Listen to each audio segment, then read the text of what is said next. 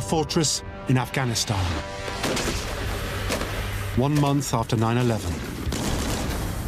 Two operatives from the CIA's Elite Special Activities Division are hot on the trail of Osama bin Laden. Those first teams were going into the wildest Wild West. This is the declassified story of how the CIA with elite special forces put down a Taliban uprising, outnumbered 100 to 1. It's like a scene from Armageddon. We hear from the people on the ground as it happened and reveal their footage from the heat of the battle. What's happening? There's a big uprising.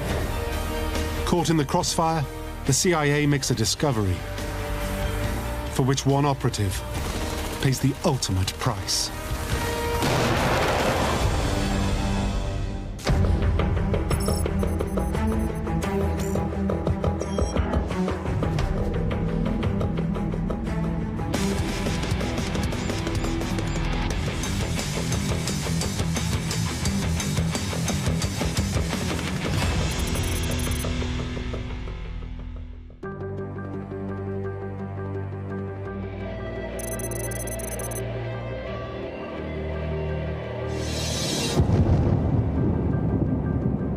America is under attack. Acting on orders from Osama bin Laden, teams of hijackers fly aircraft into New York's World Trade Center.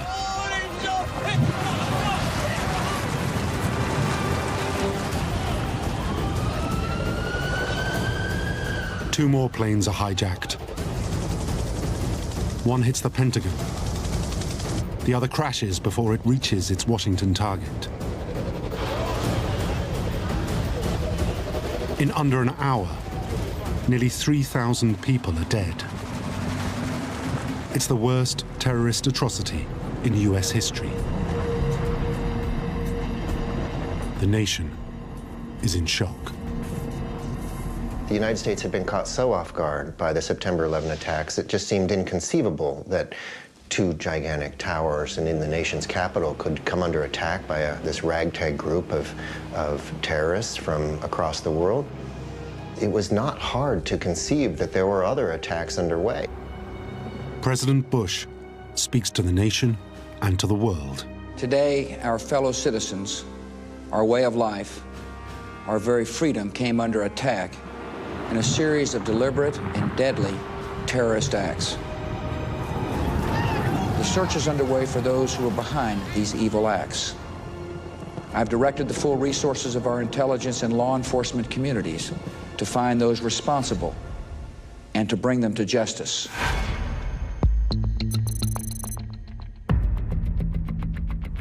The full operational force of the CIA now focuses on one man and his network of terrorists. Finding bin Laden was a priority from the outset. The head of the Counterterrorism Center for the CIA talked about bringing home bin Laden's head on a pike. The world turned upside down on 9/11. I mean, the next day it was anything you want from Congress, from everywhere, anything you want, request whatever you want. And we took whole branches from other parts of the agency and expanded rapidly by a factor of like 7. Well, Osama bin Laden, from the beginning, was going to be a difficult target to go after. He was a practiced clandestine operator. The CIA knows bin Laden is hiding in Afghanistan. He's found refuge with the Taliban, the ruling extremist Islamic regime. But they don't know his precise location. Even so, very quickly, they develop a plan. Intelligence-driven warfare. For the very first time in American history, President Bush approves a plan using the CIA as a lead element in a war.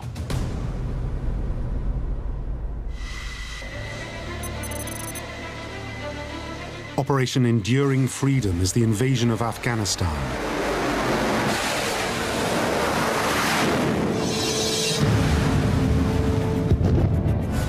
The aim? To overthrow the Taliban regime and flush out Osama bin Laden. a matter of just weeks, the Taliban are in a full-scale retreat. Thousands are captured by America's allies, the Afghan Northern Alliance.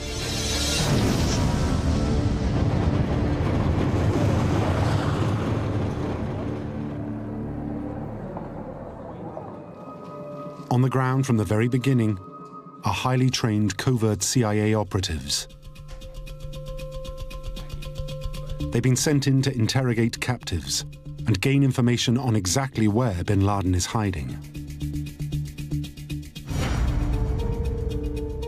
Just 10 weeks into the war, CIA analysts learn of an opportunity. A chance for their men to interrogate individuals who could potentially lead them to their #1 target. 85 miles outside the northern Afghan town of Kunduz, Taliban fighters have assembled on the road to Mazar-e-Sharif. Their leaders want to negotiate a truce. Now, these guys were fully armed. They had with them AK-47s, PKM light machine guns, rocket-propelled grenades. They had all the normal armaments that the Taliban and Al-Qaeda had. These men are not just Afghans. There are also hundreds of foreign fighters. Now, what kind of fighters are drawn to an international jihad from overseas? They are, by their very nature, the most extreme, because to do that you have to have some kind of extreme commitment to come and fight in a foreign land.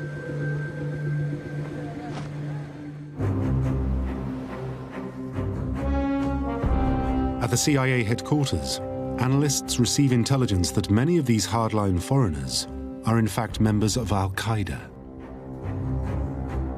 Some may be high-ranking commanders.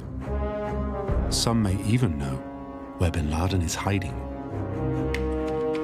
The CIA decides to send in specialist interrogators.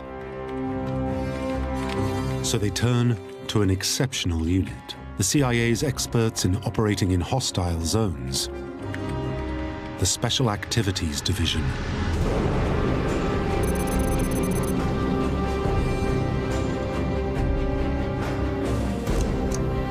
Outside the city of Mazar-e-Sharif, a two-man Special Activities Division team prepares for their mission. Dave Tyson is a Central Asian specialist. He is a fluent speaker of Dari, the language of America's ally, the Northern Alliance. With him, Johnny Michael Spann, Mike, a 32-year-old former Marine from Alabama. He's been with the CIA for 3 years. This is his first field assignment. So those first teams that were going into the wildest Wild West that you can imagine. If they got into a firefight with the Taliban, there was no cavalry going to come in. They were on their own at the tippiest tip of the spear of American power. The team's mission? To persuade the surrendering fighters to reveal precisely where bin Laden is hiding.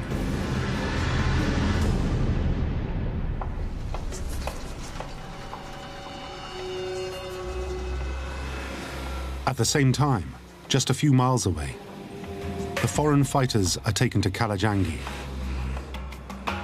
a sprawling, mud-walled 19th century fort in the desert a few hours west of the city of Mazar-e-Sharif. The fort is 600 meters across, with massive walls 20 meters thick and 30 meters high. Inside are 2 enclosed compounds, separated by a dividing wall. To the north is the Northern Alliance headquarters building. To the south, the so-called Pink House. And nearby lies the armory.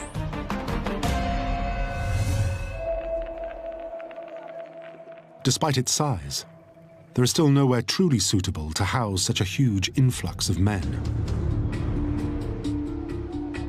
You need a large building, large enough to hold and process and house and feed 600 men, and you need somewhere which you can secure them in. They didn't have any prisons, obviously. What alternatives were there? Northern Alliance guards have little choice but to herd the Taliban into the basement of the Pink House, the building in the middle of the compound. This will be their makeshift prison.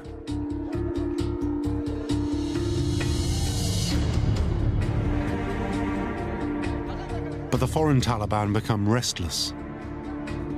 After the truce, they had expected to be able to walk free. To these hardline jihadis, imprisonment comes as a shock. Their frustrations wouldn't matter but for one thing. Their Northern Alliance guards have failed to confiscate all the prisoners' weapons and grenades. In Afghan tradition and in Muslim culture as well, if somebody says they are surrendering, you are supposed to take that at face value. This is supposed to be an honourable thing. So in the old tradition, they weren't searched, they were processed into the fort very quickly, and a lot of these guys had weapons hidden under their clothing. They're still armed and dangerous, as one Taliban fighter quickly shows.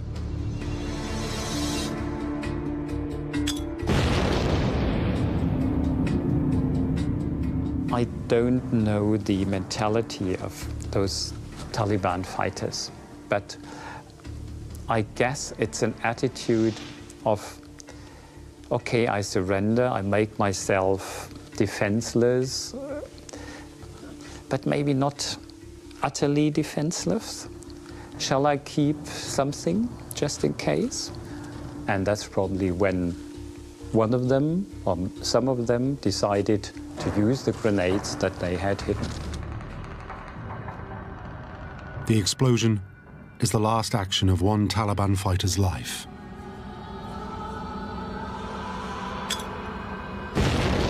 A warning of what the Taliban are capable. Nobody should die that way. I've never seen anything that horrific. One of the duties of a pathologist is to determine the cause of death. Watch on mobile devices or the big screen. All for free. No subscription required. Download Veely now. As a result, inside that underground prison, the fighters develop a plan. They outnumber their Northern Alliance guards by 5 to 1. They know that just across the compound, there is an armory. It is packed with rockets, RPGs, machine guns, and mortars. They decide if they are not released the following morning, they will take matters into their own hands. They'll execute a full-scale breakout. If they do, the CIA's 2 covert agents will be caught in the middle.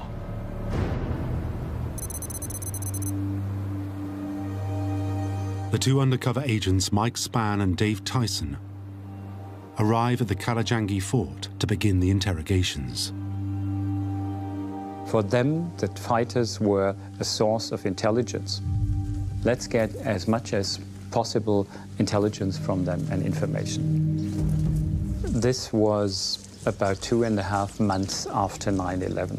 And I think this of course, put the military and especially the CIA under an enormous stress and pressure to deliver the information, the intelligence. Spann and Tyson need information to lead them to bin Laden, or intelligence on the next planned al-Qaeda attack. It was, the jobs of these interrogators to a large extent to figure out, well, what were these plans? What was coming next? And there was intense pressure on them to get answers to these questions because there was not going to be another way to get those answers. But the fort is far from an ideal setup for questioning. The CIA interrogation manual sets clear guidelines on how to cross-examine a detainee. Interrogators should have time to memorize a detainee's history,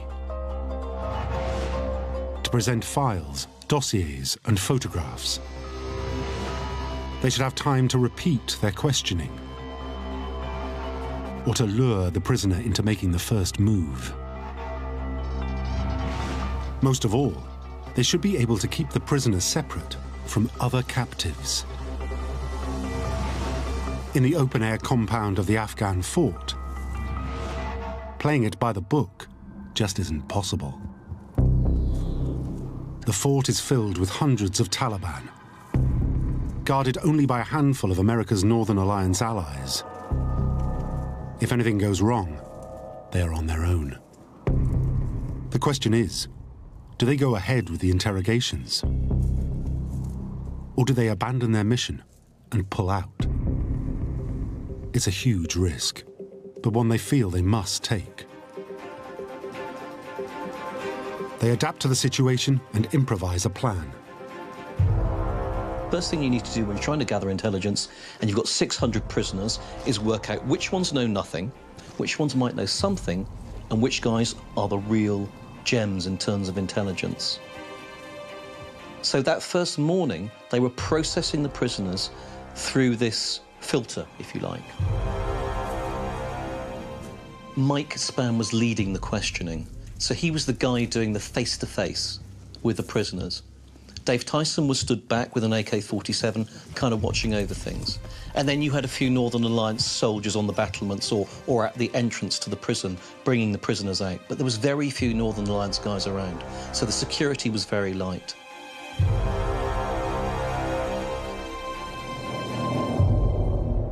After 2 hours, they notice one particular captive. He is unusually pale-skinned and is wearing items of Western clothing. They suspect he speaks English. They realize this could be the one man they can communicate with directly. The one man they can break. But the prisoner refuses to talk.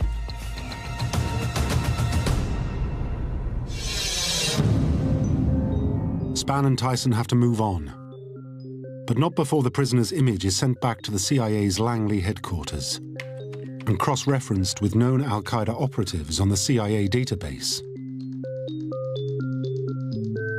But identifying him will take time. He may be what they term a clean skin, an extremist not yet known to the CIA. So for now, Spann and Tyson are in the dark. In the basement prison, the hardline Taliban fighters realize what's going on. They will not succumb to interrogation. I'm convinced the Taliban, they were not prepared to be questioned by Americans and not by the CIA. Bear in mind, you've now got 600 of the hardest, most extreme prisoners in Afghanistan at that time, face-to-face with, as they see it, the enemy. And not just any old American enemy. These guys who are questioning them, they know they are special forces or CIA. These are the cream of America's warriors. These are the people of anyone that they most want to kill. And so you can imagine how explosive this confrontation is. The Taliban decide the next group to be brought out to the compound will trigger a breakout.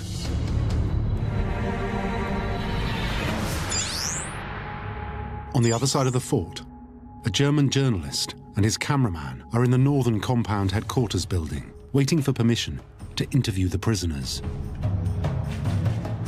Smoking a cigarette, waiting, birds singing, wonderful blue sky, cool, fresh air. A very peaceful setting.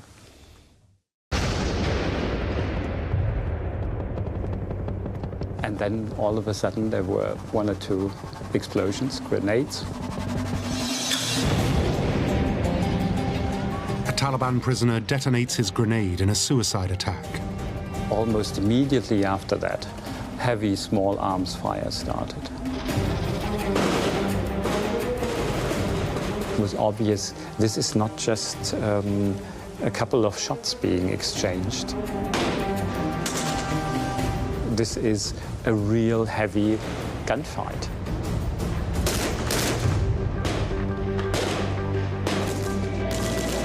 And then I grabbed my sat phone and ran for cover in the main building, which was like 20 yards away from where I had been at the time.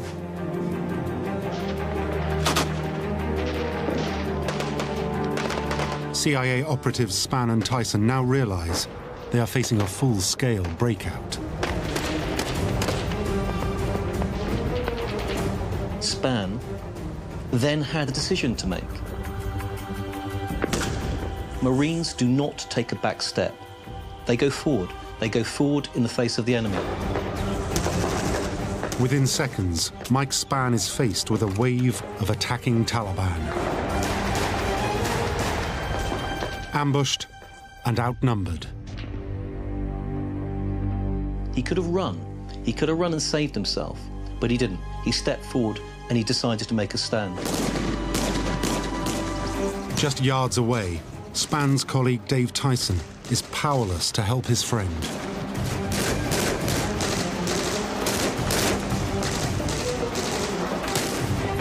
He has no choice but to make a break for it, towards the headquarters building. Tyson's arrival is captured on camera by the German TV crew and relayed around the world. This is actual footage of the event. His undercover status is immediately blown. Instinctively, Stout suspects Tyson is CIA. I mean, to have an armed civilian American dressed like an Afghan on the ground meant something in the field of Secret Service. Where are you from? Are you American? He is very controlled, but you see he's very upset and nervous at the same time. And from, you know, his appearance, I had the very clear impression that he had witnessed something horrible. I asked him, what is going on? This was my very simple question. And he said, there's an uprising of the prisoners. What's happening? There's a prison uprising. A prison uprising, yeah. So, how do they have got weapons? They stole them from them. Tyson's mission is clearly compromised. He has to think of a way of keeping the operation alive. But he is on his own, and his weapons are empty.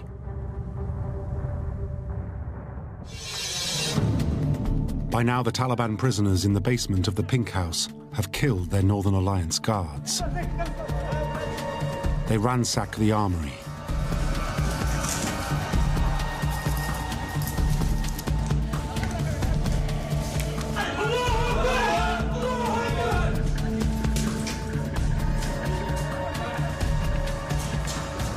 Now, at that stage, you had 600 guys armed with AK-47s, mortars, RPGs, PKM light machine guns.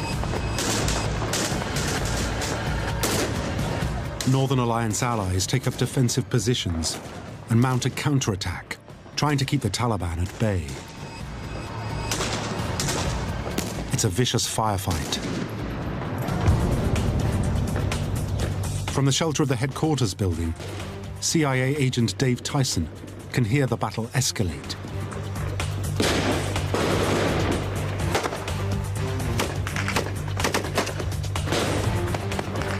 Unless he can control the situation, the mission to extract vital information from the prisoners will fail.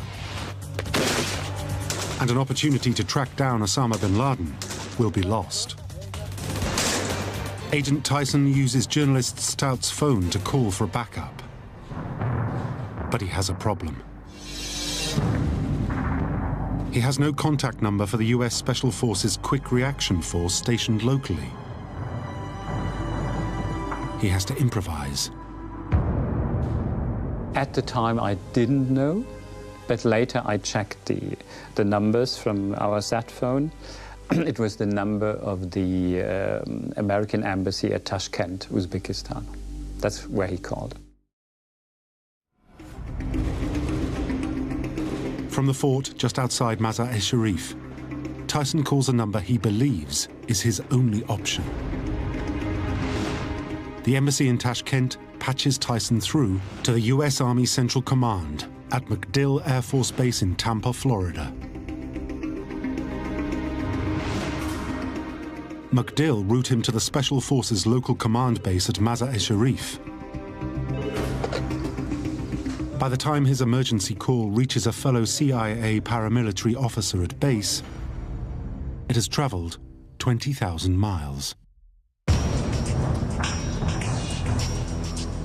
Tyson gives a full situation report. This is the actual recording of what he said. We control the north end of the fort. The south end of the fort is in their hands. There's hundreds of dead here, at least.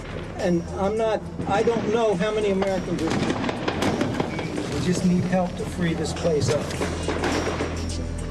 Tyson warns that any intervention must be precise. There is hand-to-hand fighting. Enemy and allies in close proximity. And he made it very clear, he repeated it like 3 times, saying, you can't come and bomb the place. Can't hit it from the air. Because friends and foes were so close to each other that they might have killed us by bombing. On the other side of the fort, the heavily armed Taliban have identified the building in which Tyson and Stout are sheltering. They pound it with mortar shells. It must have been, I think, a mortar grenade exploding just above the ceiling, which made an enormous impact in terms of acoustics. It was so loud, and my ear went... In response, America's allies, the Northern Alliance, drive an old Russian tank onto the northern ramparts and bombard the enemy. Caught in the middle of the battle, all Tyson and Stout can do is hunker down and wait for help.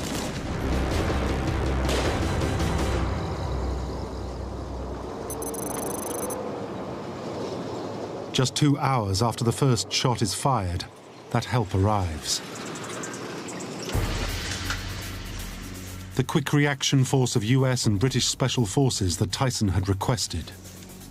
I think it's the Brits who turn up first. In a Land Rover, wearing Barber jackets and jeans, and they're all called things like Scruff and Ginge. It's hilarious. And they're moaning. The driver is moaning. He's saying, oh, there's nowhere to park. You know, meanwhile, there's bap, bap, bap, bap, bap. You know, and I was taking all this out. It's just fantastic, sort of, you know, the elite of Britain's army, you know, moaning, while they sort of casually go about sort of organising this battle. And then the Americans turn up as well, and there's more of them. There's about 8 of them, and they're much more aggressive. Let's do this, let's do that.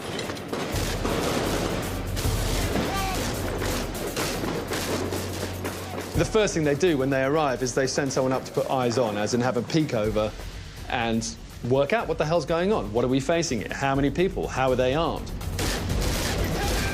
The team's commander assesses the situation. He has just 15 men. His Northern Alliance allies number around 50.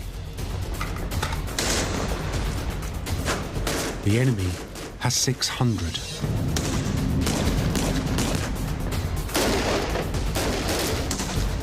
Despite this, the quick reaction force goes in and takes on their enemy. It's like a scene from Armageddon. You've got tracer rounds going into the sky, you've got RPGs firing off. This has kicked off into a major firefight. And at the moment, you've just got a few Northern Alliance soldiers there trying to put down the uprising.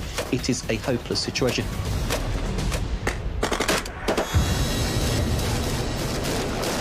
Very quickly, the Special Forces realize they're not going to be able to crush the uprising on their own. They will need to adapt.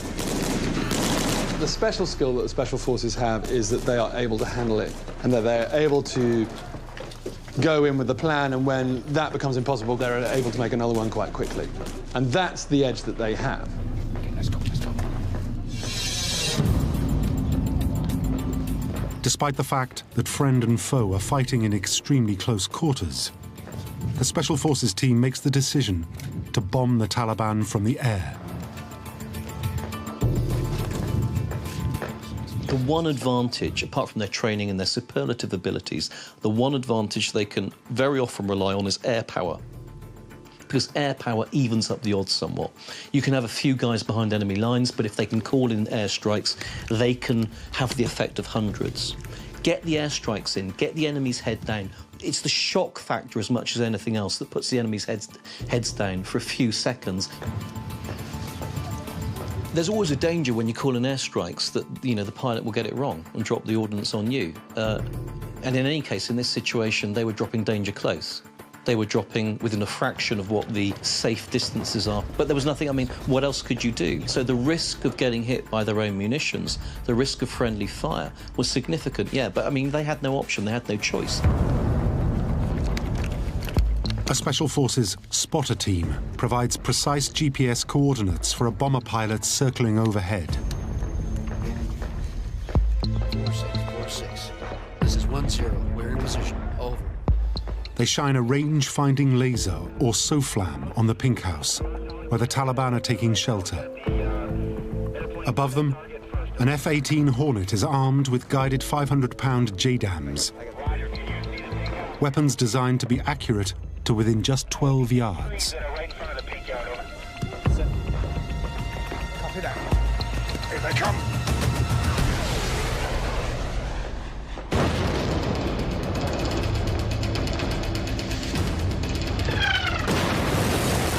One bomb after another rips through the southern end of the fort.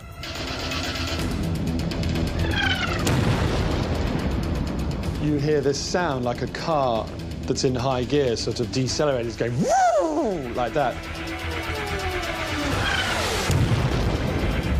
And you can see this thing. It just pops out of the clouds like a javelin, coming, looks like it's coming straight at you, and then sort of, it's obviously off to the side. Boom. And everything jumps. The building that we're on jumps. And you black out for sort of, I don't know, half a second or so, and you sort of come to, you know, it's like you're rebooting or something. The Taliban retreat past the bodies of at least 100 of their fellow fighters. The respite is only temporary, but it gives the Special Forces the opportunity they need to send in a search team to find missing-in-action CIA agent Mike Spann.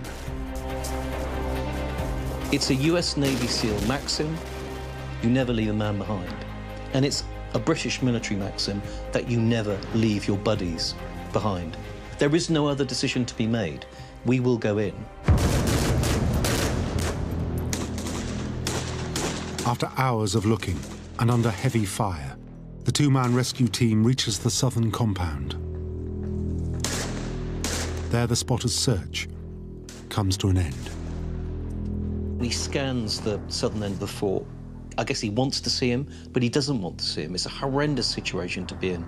And eventually he sees a guy lying on the ground, and he can see he's wearing blue jeans and a kind of shirt, which is exactly what, you know, CIA SAD operatives would wear. The search team confirms they found the body of Agent Mike Spann. He is the first American casualty in the war on terror.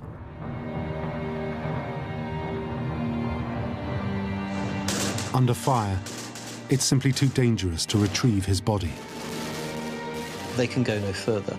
And so in what must have been the worst moment of the man's life, I would imagine, well, for both of them, they have to make the decision to turn around and leave a fellow soldier in the hands of the enemy. They vow to return for him.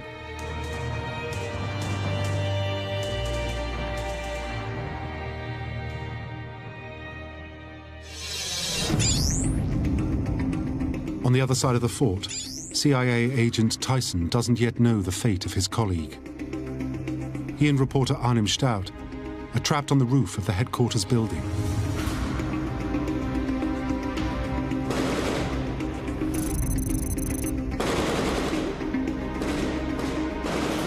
Tyson knows, before nightfall, he must find a safer place from which to plan a strategy for somehow resuming interrogations. Crossing the roof risks them being picked off by a Taliban sniper. Even then, there seems to be no way down. But a Northern Alliance fighter reveals a possible route to safety. There was one wounded Afghan. He had 2 or 3 gun wounds. Not very serious ones, but on his crutches, you know, he crossed the roof. Someone helped him, and he slid down the wall, and he disappeared. Using his CIA training, Tyson calculates the risks. They must time their run between incoming bullets. Hey guys, time to go. Huh? It's time to go. I remember at one point Tyson just saying, "It's time to go," in a very decisive way. And that was the signal for everybody.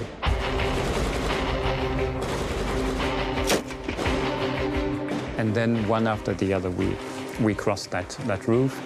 We slid down the wall.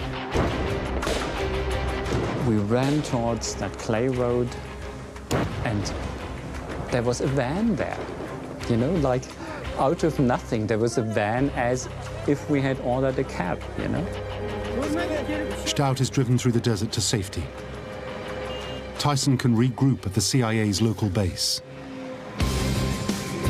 The fate of his mission to locate Osama bin Laden now lies in the hands of the Special Forces and the success of their airstrikes.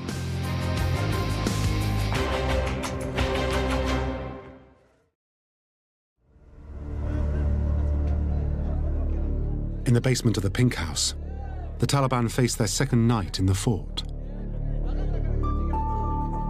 Some 300 of their original 600 fighters lie dead.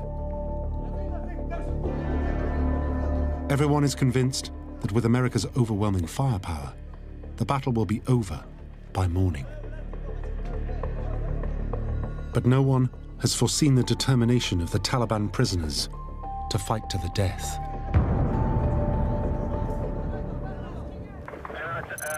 Setting up comms right now, over. On the third day, further teams of US Special Forces arrive to assist the CIA's operation, together with reinforcements from the Afghan Northern Alliance. Inside the Pink House, there is no sign of surrender. So the air bombardments continue, despite the CIA's concerns that friend and foe are simply too close. But this time the bombs used won't be a standard 500-pound JDAM. This time, they're 4 times as big.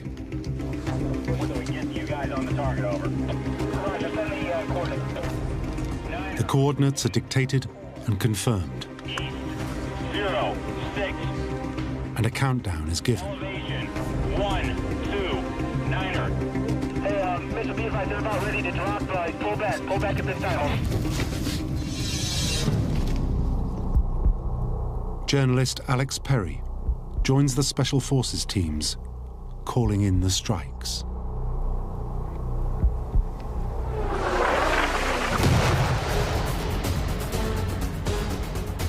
Boom! You know, you hear it, woo, that. Boom! I mean, it shoots, 300 yards into the sky. Biggest thing we've ever seen. This is suddenly a 2,000-pounder, I learned. It puts a swimming pool-size hole in the wall. The dust towers 1,000 feet high. But the bomb hasn't hit the intended target. And we're thinking, that's where we were, that's where all those guys are, that's where the Americans are, they've just hit their own people. A 2,000-pound American bomb has wiped out a Northern Alliance tank position. Up to 30 alliance men have been killed. 5 US and 2 UK Special Forces men are badly injured. It's just as the CIA had warned. Friend and foe are too close together for airstrikes. And you can just see all these guys coming out, just, you know, they're grey with dust, pink eyes, and half of them are completely deaf. And we're just thinking, how many people died?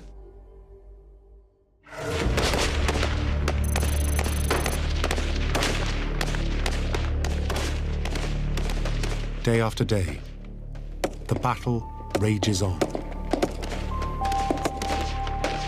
Several days went by when you had like massive bombardments or big gun battles or, you know, maybe 200 guys on a parapet firing down this thing. Nothing could possibly survive.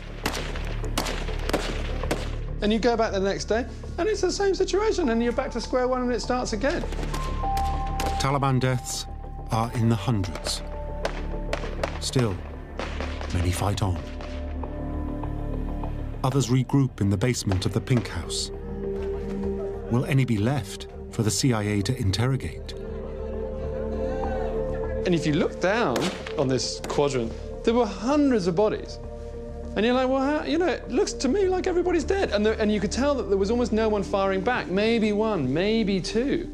So our assumption was everybody's dead, but we were wrong. In their Pink House refuge, the remaining Taliban are armed, defiant, and still refusing to surrender.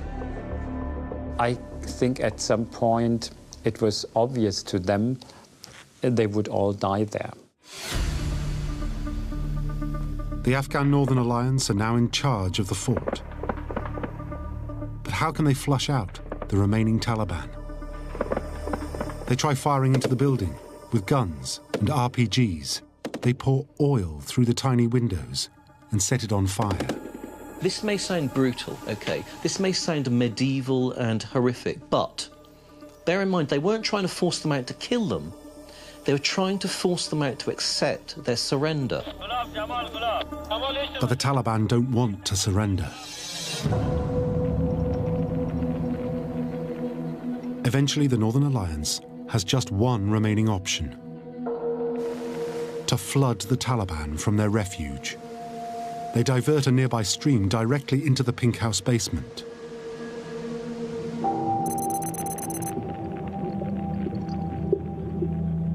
After 20 hours in freezing water, yet more of the hardliners perish. Somehow, 86 Taliban fighters survive. In the bitter cold of morning, they surrender. They were starving, they had been firebombed, they had been shot at, they had been frozen with water. They were half drowning. But they came out of that basement largely to a man full of hatred and full of defiance. To the men of the Special Forces, it is mission accomplished. But to the CIA, it's only the beginning.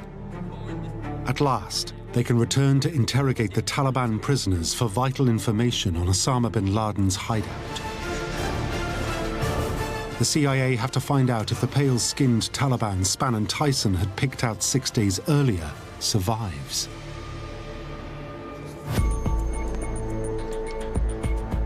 Of the original 600 Taliban, only 86 remain. And among the survivors is the man the CIA agents have identified as of particular interest. They confirm what they had originally suspected. He speaks English. At first, he claims his name is Suleiman Al-Faris. But then he reveals he is John Walker Lind, a 20-year-old student from California. It was a sort of miracle that this guy was alive, but he garnered attention, you know, not least because he was an American under Taliban, and that was just such a shock after 9/11. They couldn't believe it. They couldn't believe it. Overnight, the world learns that jihadis can be of any race, any color, any nationality. Terror can be homegrown. Under interrogation, Walker Lind confirms he met Osama bin Laden once at a training camp, but can reveal no intelligence on bin Laden's current hideout. Walker Lind is charged with consorting with the enemy and is serving a 20-year sentence with no prospect of parole. The CIA's hunt for Osama bin Laden must continue.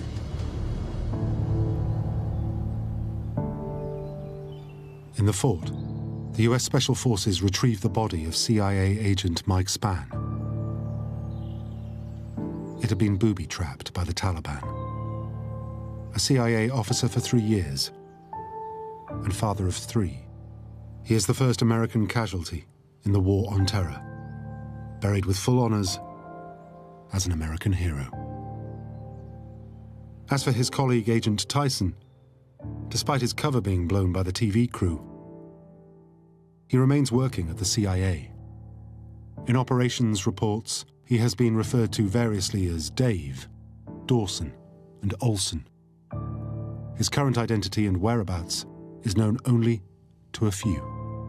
Yeah, we went to the compound the next day just to say hello. Did you get home safely? Are you okay? I gave him my business card.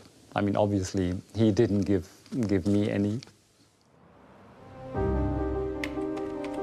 Only now has the depth of the CIA's involvement in Operation Enduring Freedom, the invasion of Afghanistan, been revealed. A tiny handful of Special Forces soldiers from the CIA mainly basically managed to roll back the Taliban with air power across the whole of the north of the country within a matter of weeks. The work of the CIA's interrogators like Mike Spann and Dave Tyson in those early days provides crucial information in the pursuit of Al-Qaeda and the hunt for Osama bin Laden. This was the main source of intelligence on this organization for a period of years, was being able to sit across the table in an interrogation booth from somebody who'd been recently captured and then persuade that person to give up as much information as possible. Information that after over a decade of dedication, in May 2011, leads the CIA to a private compound in Abbottabad in Pakistan.